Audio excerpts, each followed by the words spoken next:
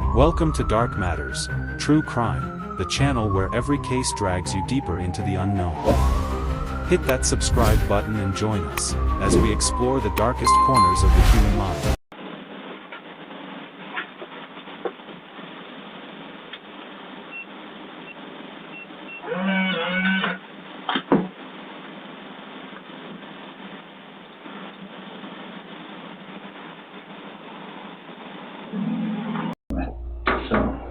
I know you're going through a lot, so we're not going to keep you here all night. Can we go through this?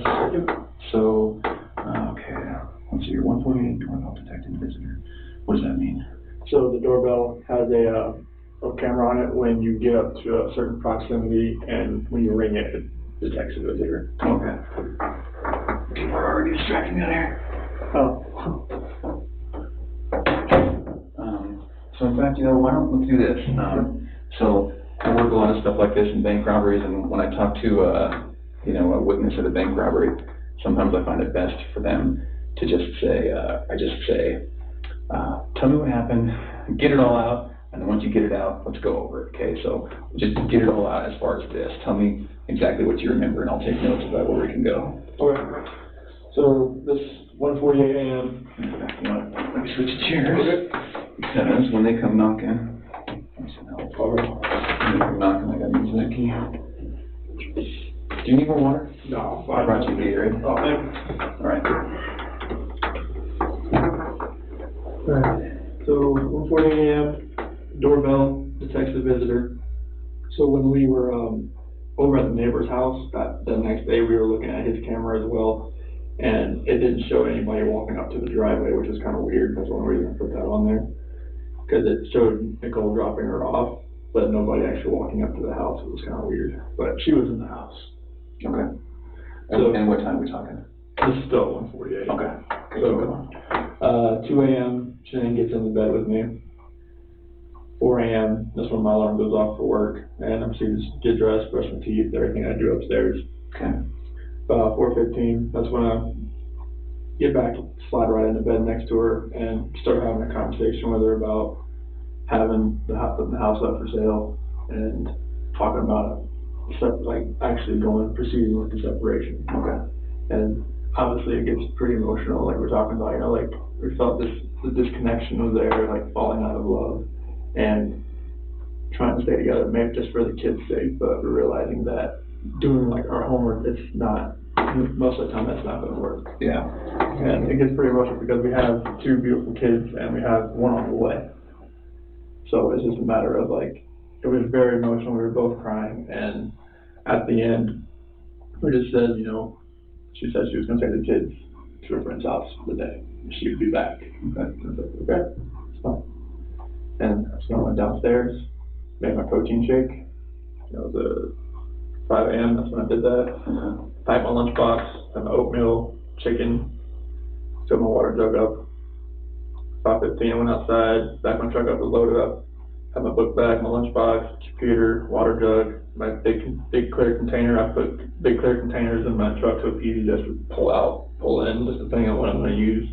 My O-ring kit, and I knew I was going to do some stuffing box rubbers that day, so I got some various open wrenches from my toolbox, and I know those would work better than the ones they would give me. Okay. 5:30, that's when I went to work. Okay. And I had heard from Shanann for about 2 hours there, so at 7:40 I texted her and asked her if she could tell me where the kids were, if she took them anywhere. Okay. Nothing. Okay. At 12 I texted her again, call me. Nothing. And then about 12:10 p.m., that's when my doorbell visitor, it read another visitor, and I was like, it popped up on my phone, and it says it was Nicole. And I tried to put it on my phone to see if she's just trying to get in or whatnot. And I hear she's on the phone I could hear her through my phone saying she's trying to get through to Shanann, so that's when I called her. I called her at 12:20, see what was going on. She told me that Shanann hadn't responded to any of her calls all day, or any of her friends' calls all day. Okay. And that's very strange, just because, she doesn't get back to me, that's fine, she gets busy with kids, whatever. Yeah. So if she doesn't get back to her people, the people she works with direct sales. Okay. So if she doesn't get back with them, that's strange. Does she just have to answer the phone? For them, yeah, like all the time. Yeah, for me, it's just like, hey, wait, I'll see you later. So about 12:40, a few more efforts from Nicole to reach her while she's there, like outside the house. Mm-hmm. And at 1 o'clock, that's when I left, and I was like, all right, I'm on my way down there. 2 o'clock when I got home, It was 1:48 a.m. when Shanann Watts stepped out of the white Lexus and walked toward the quiet home on Saratoga Trail. The porch light glowed softly, a flicker of warmth against a night that would soon turn cold. She was exhausted. Her trip from Arizona had drained her, but there was something heavier lingering in her chest, something she couldn't name, something she hoped was just stress, just pregnancy hormones, just the weight of a marriage that no longer felt safe. But Shanann didn't know that this was the last peaceful breath she would ever take. For years, social media spun stories about what happened the moment she crossed that threshold. But in the timeline investigators pieced together, one detail still remains shrouded in darkness: the untold 60 seconds between Shanann and entering her home and disappearing forever. Cameras captured her final steps, her suitcase, the front door shutting, and then nothing. What happened next has fueled endless theories. Some believable, some grotesque, and some so chilling they seem almost impossible to imagine. But one theory refuses to die. Was Chris what's already waiting inside the house? Or worse, was he not alone? The idea of an ambush has haunted true crime communities for years. Online comments, jailhouse letters, and fragments of inconsistencies in Chris's shifting statements have kept this speculation alive. But legally, officially, Nichol Kessinger has never been charged, implicated, or proven to have any involvement in the murders. Yet the shadows surrounding her continue to stir questions that refuse to fade. In this episode, we revisit the evidence, the timing, the chilling silence in that home, and the unanswered piece of the puzzle. What truly happened in those final 60 seconds? Before we dive deeper, please remember, like this video, subscribe to Dark Matters True Crime, and turn on notifications so you never miss our latest breakdowns. The official narrative of that night is disturbingly simple. Chris Watts claimed he waited until Shanann returned home, confronted her about wanting a separation, then snapped. But when investigators pulled apart the timeline, cell phone pings, surveillance footage, door sensor activity, something didn't quite fit. Shanann walked through the front door at 1:48 a.m. The upstairs motion sensors showed activity shortly afterward. But oddly, there was a gap, a window of time where the house seemed still, too still. Experts who've studied the case point out that this stillness contradicts normal nighttime behavior. No movement toward the bedroom, no signs of routine, no signs of a tired, pregnant woman preparing for bed. Instead, the sensors suggest she may have been met immediately, before she even had a chance to reach the staircase. Chris later said they argued, but no raised voices were heard. No thud, no distress, no sign of struggle picked up on neighbors' audio-enhanced surveillance. Instead, it appears the house swallowed the moment whole, a silence thick enough to hide intent. And then there was Chris's behavior. He remained eerily calm in the morning. Clean clothes, showered. No sign of fatigue after what he later described as the most chaotic, emotional moment of his life.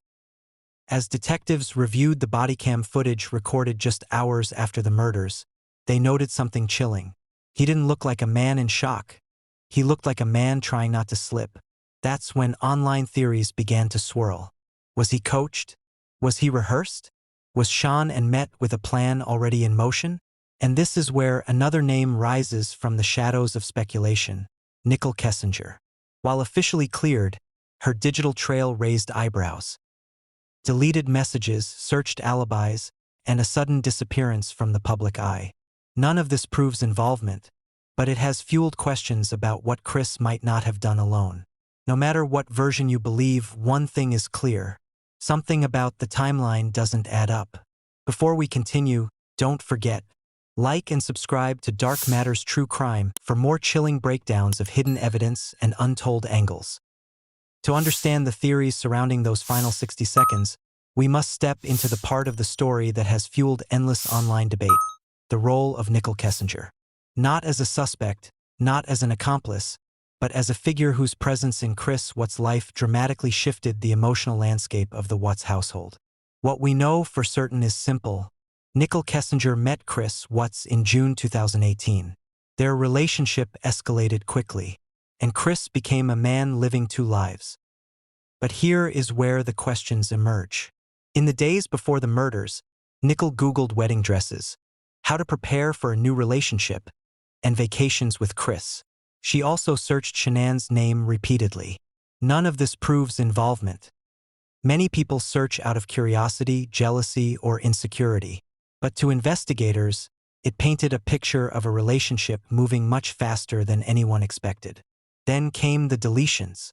Nichol deleted texts, deleted call logs, deleted photos.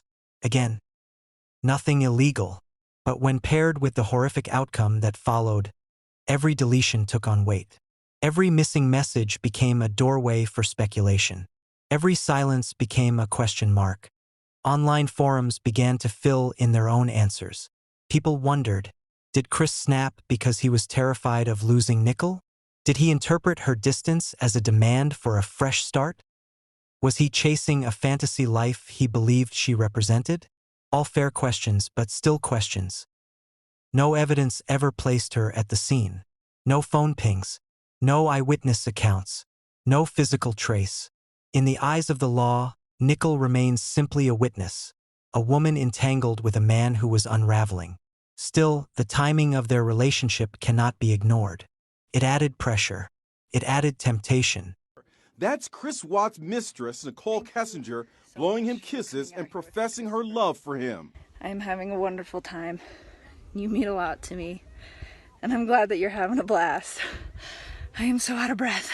The video, recorded just weeks before Watts murdered his wife and two daughters, was uncovered. Of them on a secret trip to the Great Sand Dune. That's Watts you hear behind the camera. You're so damn sexy. HLN also obtained voicemail messages Nichol Kessinger left for Watts. She giggles like a schoolgirl. Hi. It's me. I miss your face. I was just calling to say hi. Watts also took these provocative photos of his 30-year-old co-worker. He stored them in a hidden folder on his smartphone. He hides this on it. You enter 4 digits, it's a secret vault. It opens up and it reveals hidden photos and videos. Watts claims he came clean about the affair to his pregnant wife Shanann the night he killed her and their daughters. He buried Shanann in a shallow grave and dumped his girls in silos of crude oil. The mistress told cops she had no idea he was planning to murder his family. This shocked me just as much as I think it shocked the rest of the world. Watts is serving. And perhaps, in Chris's warped mind, it added justification. Whether she knew the depth of Chris's darkness is something only Nichol herself can answer. But one thing is undeniable. Her presence in Chris's life changed his trajectory, and the trajectory of everyone inside that house.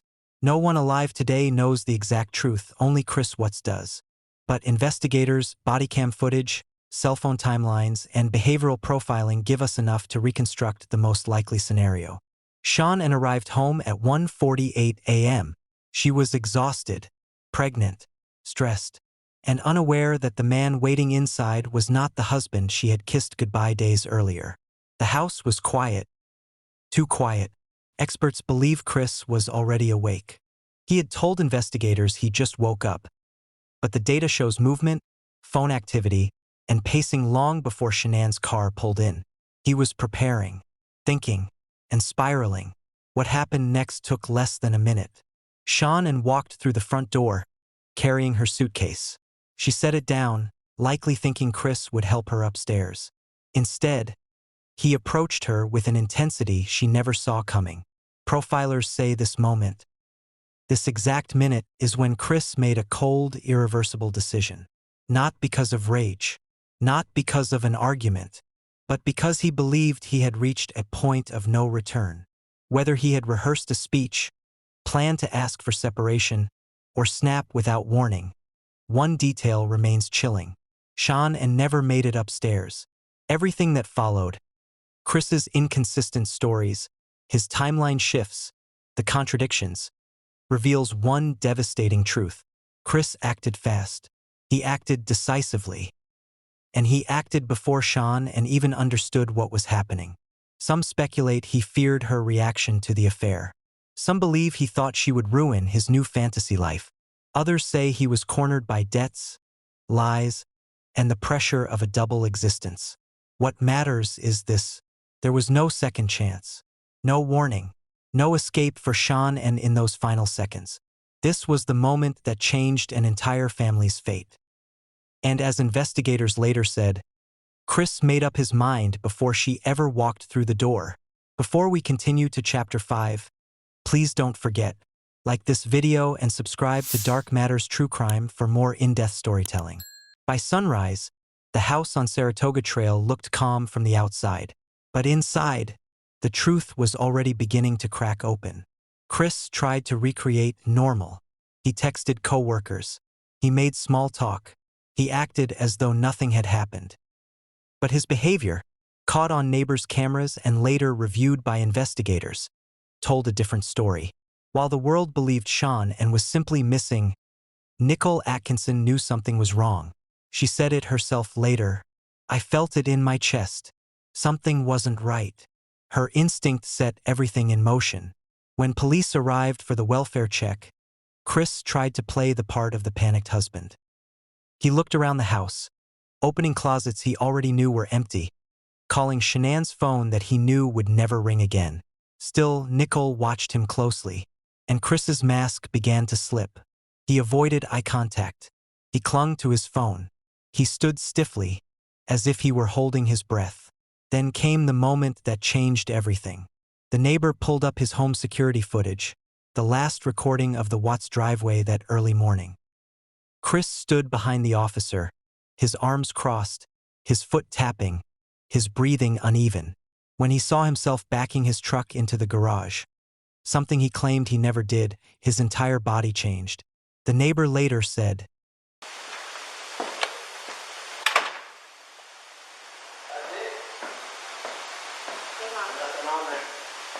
What's that? Nothing on there. You just have to My back camera. the truck up to the drive. Lay down. Loaded my stuff up in my coolers, my water jugs, my book bag, my computers, some of the tools that I had from the toolbox. I knew I was going to have to do some pumping unit rubbers today. That's why I was out so far. Is this on continually Yep. recording? Yep. Well, It's not, is it any motion or is it? event, Okay, so it's motion. Any motion event that happens, but I get cars driving from this street, and this is him at 517.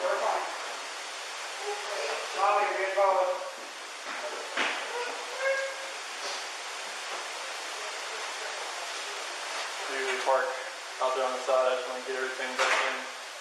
Be easier, so lugging everything out there, all the tools that I had to bring in.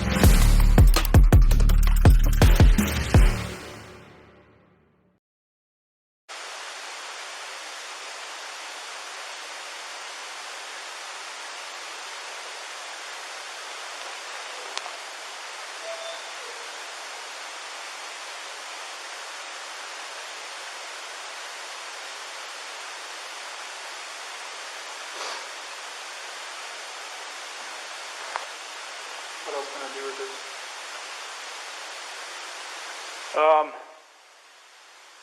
My detective just showed up, so he'll probably want to talk to you. He'd probably, like I said, he might have you call like the bank and see if there's any kind of activity.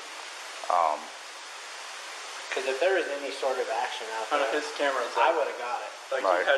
we had issues the other week when people were stealing stuff out of like garages and stuff like that, and I had parked my truck I up had here. to park right here. Yeah. So someone, see if I could anything see where someone tried to jimmy with a flathead screwdriver over there, and it was just like, But if any action would have happened, any cars or anything left your house, I would If it would have been like right in that area, it should have picked, Oh, it'll pick up anything coming down the street this way. You know where that tree there too? Oh, yeah. Okay. Watch, I'll show you. There's nothing on here, we've already watched that one. But like, you'll see this car. What's the security system you have? Actually, this car. You can see this car starting to drive down the street. That ain't one. Oh, look. See what I'm saying? It picks up all the way down there. He's next door. Here we go. I was talking about dispatcher. He'll be close for. Cause yeah, we can pick up cars coming this way, I get anything coming this way and making this turn. So, and usually at night I pick up the cars pulling the ear trim. So, unless they pulled right here, Yeah. but I would have caught her walking out.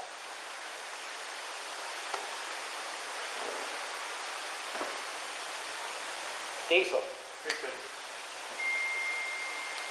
So yeah, I got nothing. Nothing for the rest of the day.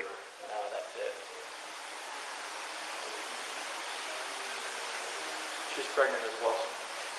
How far along? 14, 15 weeks.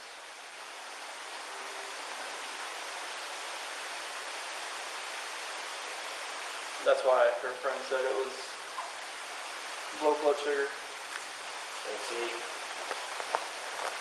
I've got her friend leaving out here at 2 in the morning, I think.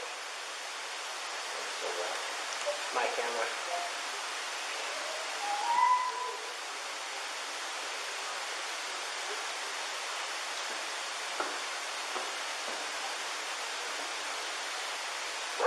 Did you go check if anything was missing around your house? There wasn't nothing. It was like all the old blankets and then her wedding ring was on the nightstand. Her phone was still there.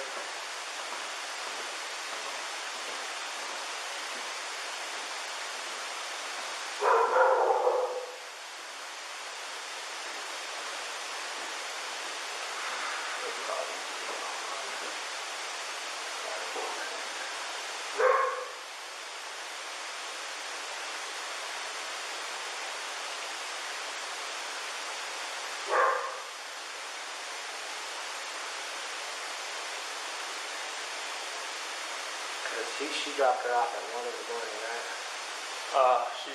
My doorbell said 1:48. She came in. Okay. It's not on this one, it'll be on this one. He wasn't acting right. He was fidgety, nervous, not like a man worried about his missing family, but like a man terrified of being caught. The officer noticed it too. Within hours, the story Chris had carefully rehearsed began to fall apart. He wasn't the calm husband. He wasn't the grieving father. He wasn't even the man he pretended to be for years. The truth wasn't just catching up to him. It was swallowing him whole. And the final unraveling had only just begun. After the neighbor's surveillance video exposed cracks in Chris's story, authorities shifted their focus sharply. The calm, cooperative father they first met now looked like a man cornered by his own lies. Back at the police station, detectives began asking questions Chris never expected to answer. Why did you back your truck into the garage? Why was Shanann's phone still in the house? Why didn't you seem worried when Nichol called 911? Chris had rehearsed simple answers, half-truths, fragments he hoped would piece together a believable story. But the detectives weren't buying any of it. His breathing grew heavier. His arms stayed folded tightly across his chest. He rubbed his hands together until his knuckles turned white. For the first time, Chris realized the investigators weren't circling the truth. They were already standing on top of it. Meanwhile, Nicole Atkinson's statements strengthened their timeline. She explained how Shanann always answered messages, how she would never miss a medical appointment, how she had been exhausted and stressed but still determined to protect her family. Nicole's words painted a picture. Shanann was a woman holding her world together, even as Chris secretly planned to destroy it. Detectives confronted him gently at first. Chris, accidents happen. Then more directly, we know you're not telling the whole story. Chris leaned forward, elbows on his knees, eyes on the floor. His voice cracked as he whispered, "I didn't hurt her." But the interrogators didn't stop. They knew that denial wasn't the end. It was the beginning of collapse. The walls felt smaller. The fluorescent lights felt hotter. And Chris's lies felt heavier. He tried to keep the narrative alive. Shanann left. He didn't know where she went. She took the kids. But the officers now had enough evidence to push harder. Phone data, GPS tracking, neighbor statements, and Chris's own contradicting words. The truth was no longer hiding. It was demanding to be heard. And chapter by chapter, minute by minute, Chris Watts was running out of places to bury it. Before we move on, don't forget, like this video and subscribe to Dark Matters True Crime to stay updated with the full story. Detectives could sense it. Chris Watts was unraveling. Every time they asked a question that contradicted his timeline, he hesitated. His answers became shorter. His voice softened. His shoulders slumped a little more. This wasn't the confident husband standing on the porch doing TV interviews. This was a man whose lies were beginning to choke him. The interrogation room grew painfully quiet as detectives replayed the neighbor's surveillance footage. The screen showed Chris backing his truck into the garage in the early hours, something he claimed never happened. Chris stared at the video like he was seeing it for the first time. The officer paused the footage and leaned forward. "Chris, this doesn't look good." At that moment, Chris felt the walls closing in. His breathing quickened. His hands trembled. His jaw tightened. He ran out of explanations, and the silence became louder than anything he could say. Outside the room, Nichol Atkinson waited anxiously. She had no idea just how much her instinct, persistence, and refusal to stay quiet had already shifted the investigation. Detectives privately acknowledged that if she hadn't called 911 that morning, Chris might have had time to destroy far more evidence. Back inside, the officers pressed on. "We know something happened in that house. We know Sean and didn't hurt the girls. We're giving you a chance to tell the truth." Chris looked down at his hands. Hands that once held his daughters. Hands that now carried the weight of irreversible decisions. He whispered, "Can I talk to my dad?" That single request changed everything. It was the moment the facade shattered, the moment the lies began to bleed into confession, and the moment detectives knew Chris Watts was finally about to break. Ronnie Watts walked into the interrogation room with slow, shaky steps. He wasn't prepared for what he was about to hear, but he knew, just from Chris's trembling posture, that something was terribly wrong. Chris didn't look up at first. He stared at the table, breathing unevenly, trying to hold himself together. But the second he whispered, "Dad," his voice cracked open like a wound that had been festering for hours. Ronnie sat beside him. "Son, what happened?" There was a heavy pause, the kind that lasts only a few seconds but feels like it could swallow the whole world. Chris swallowed hard. "Dad, I did it." The words were barely audible, but they thundered through the room. Ronnie froze, tears filling his eyes before he even processed the meaning. This wasn't the truth he wanted. This wasn't the son he thought he knew. Detectives watched from behind the glass, stunned at how quickly the dam had burst after hours of pressure. Chris spiraled into a broken, scattered confession. Pieces of events, contradictions, excuses, the desperate voices of a guilty man trying to rewrite the horror he created. But no matter how he tried to soften it, the truth stood bare. Sean and didn't attack the children. The girls were alive when they left the house. And Chris Watts, the quiet, seemingly devoted father, had made every decision that led to their deaths. Nichol Atkinson, still waiting in the lobby, had no idea that her insistence, her care, and her refusal to accept something feels off had stopped Chris's attempt to get away with everything. The case was cracked, the lies collapsed, and the world would never forget the story that unfolded that day. If you want more true crime breakdowns like this, make sure you like this video and subscribe to Dark Matters True Crime. And if I can have you folks introduce yourself for the record. I'm Cindy Watts. Ron Watts. Thank you. And I have authorized you to make a statement to the court as paternal grandparents the children.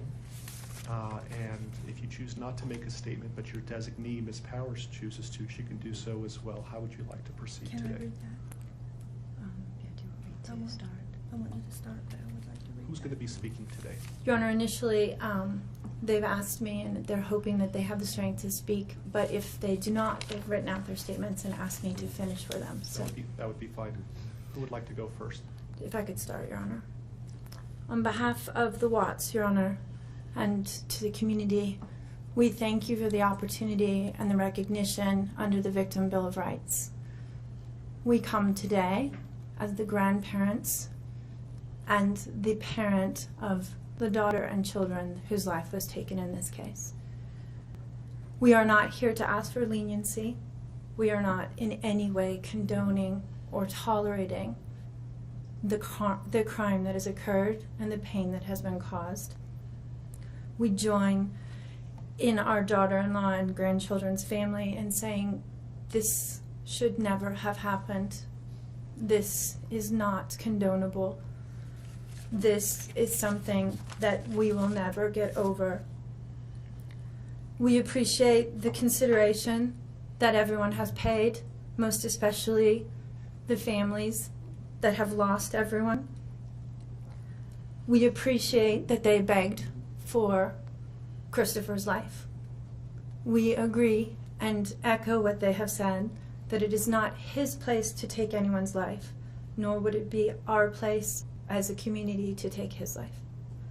So we thank you for the opportunity and for every consideration and effort that's been put out. The prosecution in this case has in fact respected the Victim Bill of Rights. They took the time to explain that the information that my clients had at the time that they were interviewed was not correct. They were misinformed. They were searching for answers. They were not intending to cause any pain to anyone, and they appreciate that the prosecution answered their questions and gave them the time and the respect and the consideration so that they could tell this court and everyone in this community that the interview content was not their message, that they accept that their son has done this, that they accept that he chose to plead guilty, that he sought and requested their consent and agreement for a life sentence. They appreciate that he is given the opportunity to serve that life sentence. It is his responsibility, it is his sentence, and it is not enough to make up for what has done. We understand and we join the family in that we have questions. We don't know how such a thing could possibly happen, or that a man that was responsible for raising his children and protecting his wife would take the steps that he did, and that he would disregard their bodies and the love that he had for them and they had for him and everyone else, and take the gestures and put this community through the investigation and the discovery and the responsibility of bringing justice. We do not understand that. We do not think it was appropriate. We cannot begin to think that an explanation will ever justify it. My clients indicate that they understand that a full opportunity for a confession with all of the responsibility and accountability has not occurred. And they support the family and the request that that happen, if not today, at an appropriate time, in an appropriate manner, so that everyone can have peace, to understand to the best of their ability the details that they need and to have their questions answered. And by giving this opportunity of a life sentence, we hope that he embraces that moment. That had the death penalty been pursued, there would not have been an opportunity to be accountable and to give a full confession. And had the death penalty been sought, counsel would have fought for his life, the prosecutors would have been engaged in a multiple-year battle, the families would have been torn apart, this community would have had to subsidize it and endure it, and we have so much respect and gratefulness that that did not happen. We would strongly encourage Christopher Watts to give that full confession in the tone and in the timing that he thinks is appropriate with the guidance of his counsel. We feel that it would be appropriate and helpful to ease the pain and the suffering. But we also say we don't think that there's anything that he can say that will ever account for his behavior. There's nothing that can be done to cure the harm he has caused.